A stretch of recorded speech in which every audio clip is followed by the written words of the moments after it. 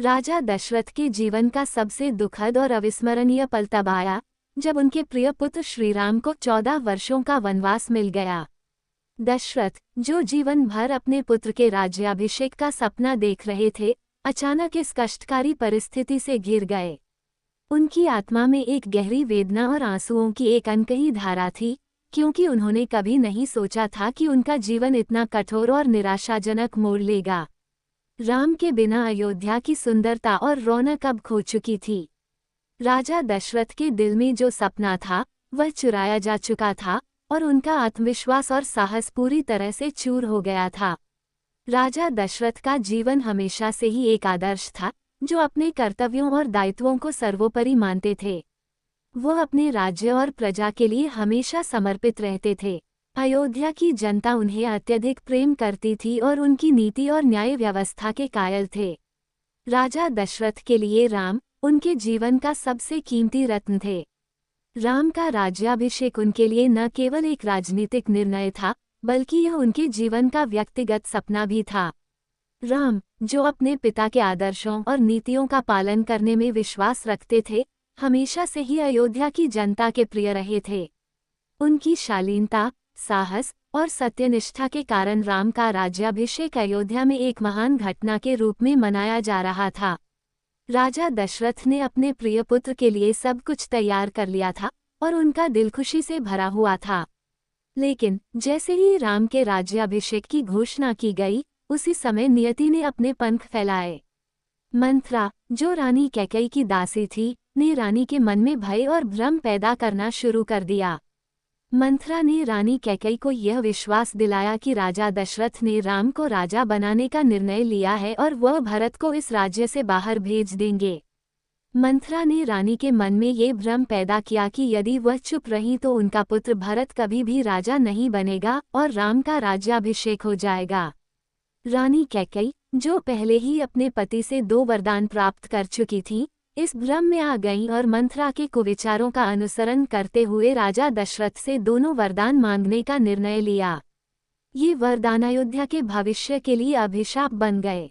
रानी ने पहला वरदान यह मांगा कि राम को 14 वर्षों का वनवास दिया जाए और दूसरा वरदान ये कि उनके पुत्र भरत को राजा बनाया जाए। राजा दशरथ, जो अपनी पूरी शक्ति और प्रेम के साथ राम को अयोध्या का राजा बनाने का सपना देख रहे थे, इन मांगों को सुनकर सदमे में आ गए। वह इतनी गहरी पीड़ा में थे कि वह कुछ भी बोलने की स्थिति में नहीं थे। उनके सामने एक बड़ी दुविधा थी। एक ओर उनका पुत्र राम था, जो उनके लिए सब कुछ था, और दूसरी ओर उनकी पत्नी कैकेयी, जिनके वचन का पालन करना उनका धर्म था। राजा दशरथ के चुप रहने के बाद रानी कैकेयी ने ही श्रीराम को ये जानकारी दी कि उनके 2 वरदानों के कारण वह 14 वर्षों के लिए वनवास जाएंगे और भरत को अयोध्या का राजा बनाया जाएगा। श्रीराम, जो अपनी माता और पिता के आदेशों का सम्मान करने में विश्वास रखते थे, बिना किसी विरोध के रानी के वचनों को स्वीकार कर लेते हैं। उनका सत्य और धर्म के प्रति समर्पण न केवल उन्हें आदर्श बना देता है, बल्कि यह उनके पिता दशरथ के लिए और भी अधिक कष्टकारी बन जाता है। श्रीराम का वनवास अयोध्या की जनता के लिए एक गहरा धक्का था। नगर में हलचल मच गई और लोग इस अप्रत्याशित निर्णय पर विश्वास नहीं कर पा रहे थे। उनकी आंखों में आंसू थे और उनके दिलों में शोक था। अयोध्या की गलियों में हर कोई राम के बिना भविष्य की कल्पना नहीं कर पा रहा था। राम के वनवास की खबर जैसे ही रानी कैकेयी के महल से बाहर आई, पूरा नगर एक गहरी नीरवता में डूब गया। राजमहल में जैसे आंधी आई हो। रानी सीता, जो हमेशा श्रीराम के साथ रहती थीं, इस घड़ी में उनके साथ वनवास जाने का निश्चय करती हैं। उनके प्रेम और समर्पण ने उन्हें भी श्रीराम के साथ वन में जाने के लिए प्रेरित किया। लक्ष्मण, जो श्रीराम के छोटे भाई थे और उनसे अत्यधिक प्रेम करते थे, इस स्थिति में राजा दशरथ पर क्रोधित हो गए। वह अपने भाई के साथ वनवास जाने के खिलाफ थे, लेकिन श्रीराम के समझाने पर वे शांत हो गए। लक्ष्मण ने अपने भाई के साथ वनवास जाने का संकल्प लिया और सीता के साथ वे भी अयोध्या से निकल पड़े।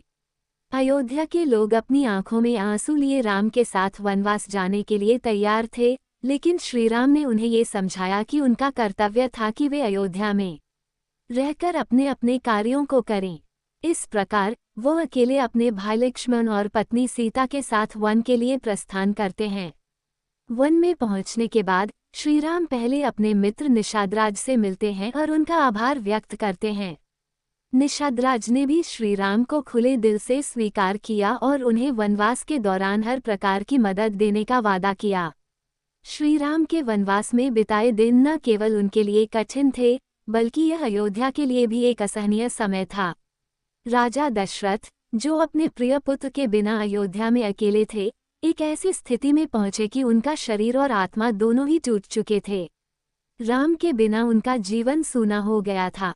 उनका हर दिन और हर रात अपने बेटे की याद में बीतता था। वह जानते थे कि राम का वनवास उनका आदेश था, लेकिन उनके दिल में यह आक्रोश और दुख था कि वह कभी अपने पुत्र को वापस नहीं पा सकेंगे।